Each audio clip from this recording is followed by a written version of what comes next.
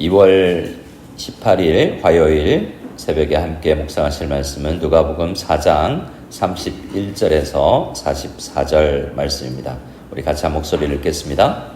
갈릴리의 가브나움 동네에 내려오사 안식일에 가르치심에 그들이 그 가르치심에 놀라니 이는 그 말씀이 권위가 있음이로라. 회당에 더러운 귀신 들린 사람이 있어 크게 소리질러 이르되 아 나사렛 예수여 우리가 당신과 무슨 상관이 있나이까? 우리를 멸하러 왔나이까? 나는 당신이 누구인 줄 아노니 하나님의 거룩한 자니이다. 예수께서 꾸짖어 이르시되 잠잠하고 그 사람에게서 나오라 하시니 귀신이 그 사람을 무리 중에 넘어뜨리고 나오되 그 사람은 상하지 아니한지라. 다 놀라 서로 말하여 이르되 이 어떠한 말씀인고 권위와 능력으로 더러운 귀신을 명함에 나가는도다 하더라. 이에 예수의 소문이 그 근처 사방에 퍼지니라.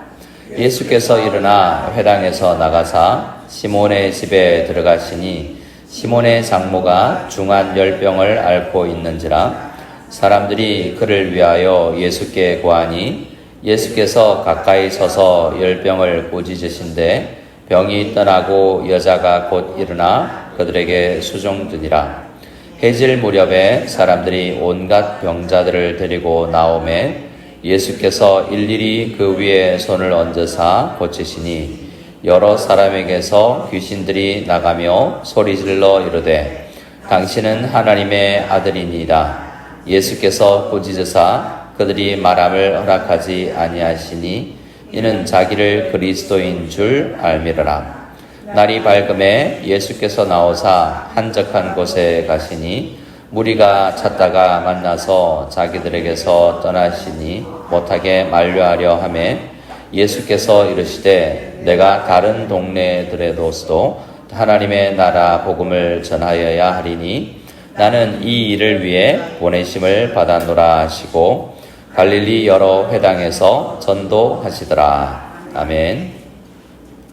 자, 오늘 우리는 가버나움, 갈릴리 지역에 있는 가버나움에서 하나님의 말씀을 전하시는 예수님의 모습을 보는데요. 자, 갈릴리는 북쪽에 있는 큰 섬입니다. 모양을 보면 제가 지도를 보니까 우리 필리핀 조금 밑으로 내려가면 그 따가이따이가 있는 그 호수, 큰 호수가 있죠. 아마 그렇게 갈릴리가 모양이 비슷하게 생겼습니다. 근데 어제 해당에 월요일에 해당하는 말씀에 보면 우리는 어제는 주일날 말씀을 이 새벽에 함께 묵상했지만 우리 4장 14절에서 30절을 보면 예수님께서 이제 세례를 받으시고 성령 충만하여 세 번의 이 마귀의 그 유혹을 이겨내시고 처음으로 간 곳이 여러 회당이 있는 데로 가셨는데 나사렛 예수님께서 태어나시고 자라신 곳 나사렛에 먼저 갔다라고 이야기를 하고 있습니다. 근데 실제로 마태복음이나 마가복음을 보면 예수님께서 먼저 간 곳은 이 가브나움인 것 같아요. 오늘 우리 본문인 가브나움 지역에서 이제 그 다음에 시간이 지난 다음에 나사렛으로 가셔서 이 사역을 하신 것 같습니다. 근데 어제 본문에 해당되는 내용을 보면 고향 나사렛에 가서 동일하게 회당 중심으로 말씀을 전했는데 그곳에서 사람들은 놀랐지만 그 가르치심에 놀랐는데 말씀을 받아들이지 않고 오히려 배척하고 밀치려 합니다. 그러면서 그들이 예수님에 대해서 한 말씀이 뭐냐면 어제 본문에 해당되는 4장 22절에 보면 그들이 다 그를 정언하고 그 입으로 나오는 바 은혜로운 말을 놀랍게 여겼으면 어떻겠습니까? 믿었더라. 이렇게 돼야 되는데 이 사람이 요셉의 아들이 아니냐라고 질문을 하고 예수님을 거부합니다. 야, 은혜롭다. 물론 이 은혜롭다라는 말의 원어는 카리스에 해당되는 카리스마 있다. 굉장히 권위 있는 말씀이다라는 것이 되는데 은혜롭든 힘 있는 말씀이든 그 말씀을 믿었으면 믿고 따라야 될 텐데 요셉의 아들 아니야? 라고 질문하면서 거부했다는 거죠. 그러니까 말씀 자체로는 놀랍지만 그것이 믿음으로 연결되지 않았고 그리고 그 말씀보다 뭐가 생각났냐면 그 가족들이 생각났다는 거죠. 예수님의 아버지가 요셉인데 나 그 사람 잘 아는데 어머니는 마리아인데 그리고 그 이후에 태어난 동생들도 있는데 그들이 완벽했겠습니까? 아마도 요셉의 아들이라는 걸 떠올리면서 그들이 거부했던 것은 예수님 말고, 예수님은 죄나 잘못이 없었겠지만 그들이 뭐 돈을 문제가 있었든지 거짓말을 했든지 뭔가 예수님하고는 다른 뭔가 가족들의 뭔가 그들이 그와에 자라오면서 작은 동네거든요. 나사렛이 전체 인구가 한 400명, 빌리지 하나 정도도 안 되는 정도의 사이즈인데 그곳에서 한 20년, 30년 살면서 가족끼리 여러 가지 일들이 있었을 수 있지 않습니까? 그 가족 생각하면서 이 말씀 못 받겠다라고 거부해버리는 일들이 있었습니다. 그리고 나서 오늘 31절부터 갈릴리 가버나움 지역에 있는 이야기인데요. 여기가 제가 거리를 좀 재어보니까 이 따가이따이 있는 데서 우리 BF홈이나 우리 교회 있는 데 지역 정도가 한 50km 남짓되는데 여기 사이의 거리가 그 정도 됩니다. 근데 갈릴리 나사렛은 굉장히 시골이고요. 이 가버나움은 좀 이 갈릴리 바닷가에 있는 좀 번화가에 있는 도시라고 할 수 있습니다. 자, 여기서 와서의 사역을 비교하고 있는데 먼저 나사렛 사역을 이야기해 준 것은 말씀을 전해도 이렇게 안 받는 사람들이 있더라라는 겁니다. 그러나 중요한 것은 예수의 소문이 퍼져나가더라라는 것이 양쪽에 다 있는 이야기입니다. 누군가는 안 받아들였지만 말씀의 사역이 영향력은 계속 있는 거죠. 그 다음에 이제 그 영향력이 여기 나사렛에서도 잘 받아들이지 않는 사람들이 있지만 이 영향력이 어떻게 나타나냐면 5장에서 12제자가 믿는 대로 나아가는 겁니다. 일부는 믿지 않아요. 전체적으로 회당 중심으로 유대인들이 믿지 않지만 그 소문을 듣고 사방으로 퍼져나간 소문에 의해서 이 갈릴리 북쪽에 지금 이스라엘은 수도는 예루살렘이고 더 번화가와 더 중심되는 더 큰 도시는 있지만 예수님의 제자들은 이렇게 갈릴리 주변에 복음을 먼저 들었던 그 사람들을 통해서 세워지는 것을 볼 수 있습니다. 복음은 그래서 지금 우리가 열심히 전도하면 가치가 없어 보이지만 그래도 영향을 발휘합니다. 밖에 나가서 열심히 전도하면요, 그 사람이 전도지 천장, 만장을 돌려도 한 사람 올까 말까 한대요. 그런데 그 모습을 보고 있는 사람이 누군가 새로 이 지역에 오면 그 교회 전도 열심히 하더라. 그 교회 가십시오. 라고 해서 다른 사람이 전도를 해준다라고 할 정도로 복음 전하는 그 현상은 예수님이나 우리나 복음을 열심히 전하고 우리가 열심히 교회 소문을 낼 때 어떻게든 그 영향력을 발휘한다는 것을 우리는 볼 수 있습니다. 자, 31절 말씀에 보면 안식일에 회당에서 가르치는 내용이 있습니다. 33절에 보면 회당에 누가 있습니까? 더러운 귀신 들린 사람이 있습니다. 더러운 귀신 들린 사람이 회당 안에까지 들어와 있습니다. 교회 안에도 각종 문제 있는 사람이 올 수 있습니다. 자, 여기서는 영어로 제가 해석된 것들을 한번 보니까 여기서를 demon이라고 이야기하고 있어요. 그리고 38절에 보면 회당에서 나가십니다. 나가서 누구 집에 가냐면 시몬 베드로의 집에 가는데 베드로의 장모가 이제 중한 열병을 앓고 있습니다. 여기는 영어로 disease라고 해서 D자로 시작되지 않습니까? 그래서 예수님께서 하시는 일은 이렇게 D자로 시작되는 여러 가지들을 문제를 고치신다라고 이야기를 하고는 모습을 봤습니다. 그렇죠. 예수님은 가는 곳마다 귀신이 떠나가고 가는 곳에 열병을 꾸짖으시니 열병이 나아버립니다. 귀신도 꾸짖으며 나가고 파도도 바람도 잔잔해지고 이런 예수님의 놀라운 능력을 우리는 이제 보기 시작하거든요. 이게 성령 충만하고 성령의 권능으로 일하는 자의 능력입니다.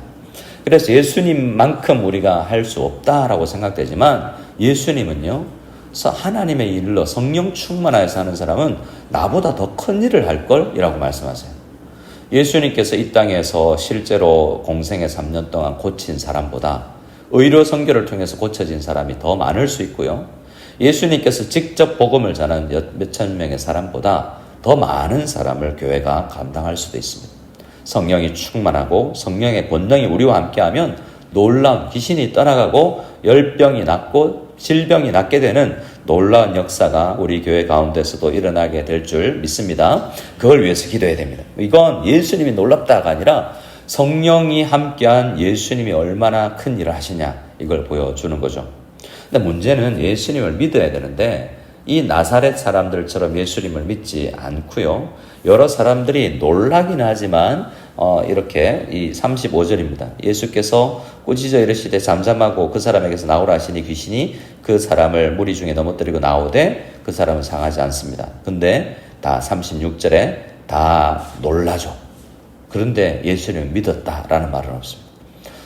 그런데 이 사람들은 이렇게 유대인들은 예수님을 받아들이기가 좀 어려워 보이는 내용이 계속해서 누가복음 안에 있습니다. 근데 예수님이 누구인지를 분명히 깨닫는 존재들이 있는데요. 자, 우리 34절입니다. 34절을 같이 읽겠습니다.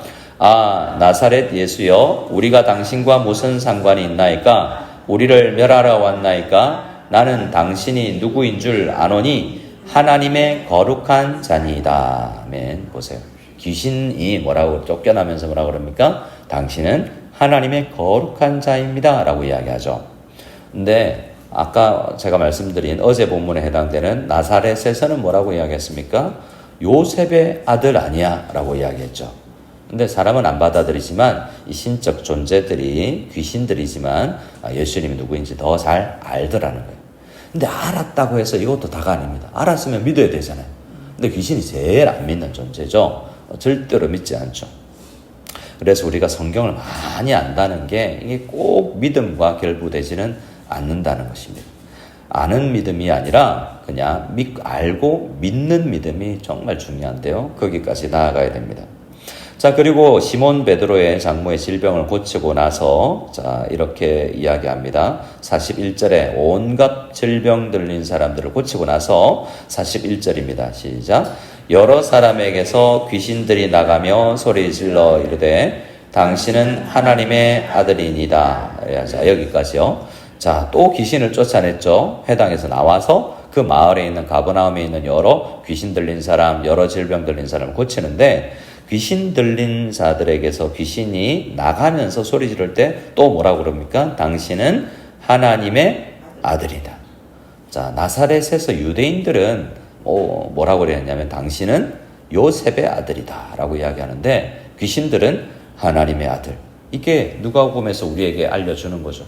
귀신들의 입, 믿지 않는 사람들의 입으로 통해서도 이렇게 고백되는데 우리는 그것을 아는 것뿐만 아니라 하나님의 아들이시구나, 하나님의 거룩한 자이시구나 라는 것을 믿고 떨고 하나님 앞에 온전히 믿음 가운데서 그분을 받아들이고 또 그분이 이렇게 능력을 행하셨던 그분에게 능력을 준 성령 하나님께 우리가 의지하여서 교회 일들을 감당해야 되겠다라는 생각으로 나아가기를 원합니다.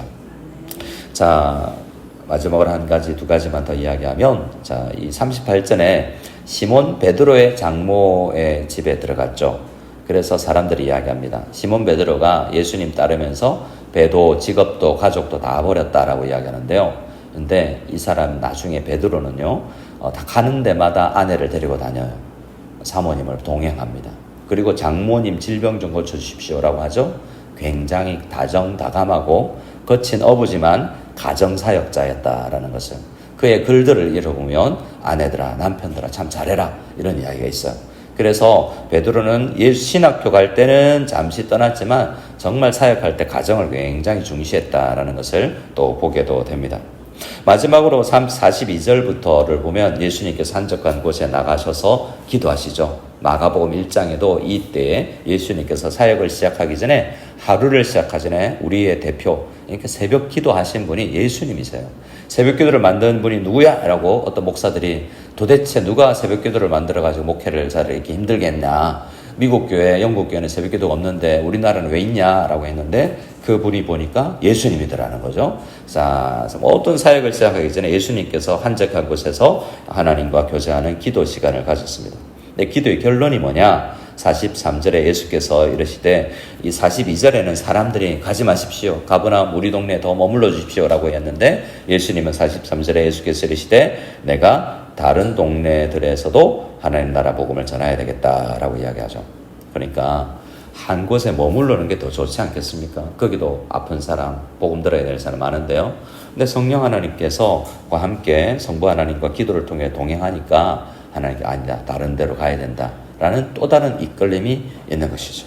딱 정해진 한 사역이 아니라 예수님께 우리가 민감하고 성령님에 민감하다 보면 우리가 모든 사역을 할 수 없지만 우리가 집중해야 될 사역이 무엇인지를 알게 될 것입니다. 이 시간 우리가 간절히 기도할 때 오늘 말씀처럼 우리들도 이 동네 저 동네 이 사역 저 사역 잘 감당하지만 성령님 어디에 집중해야 되는지를 알게 해주시고 우리 교회가 어떤 선교에 어떤 전도에 집중해야 되는지를 알게 해달라고 간절히 기도했으면 좋겠습니다.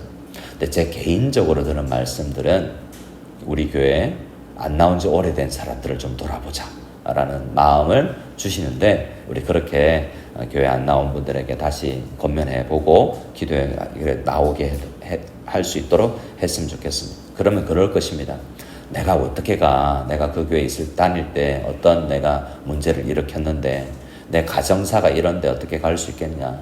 나는 아직 술, 담배 못 끊었다. 뭐 이런 이야기 들으면 괜찮다. 와라. 예배만 드리고 가라. 라고 권면해서 우리 함께 예배 드릴 수 있는 놀라운 은혜가 우리 교회 가운데 있기를 소원합니다. 아멘. 오늘은 우리 함께 기도할 때 교회 필리핀과 KUCN 우리 교회를 위해서 기도하는 날입니다.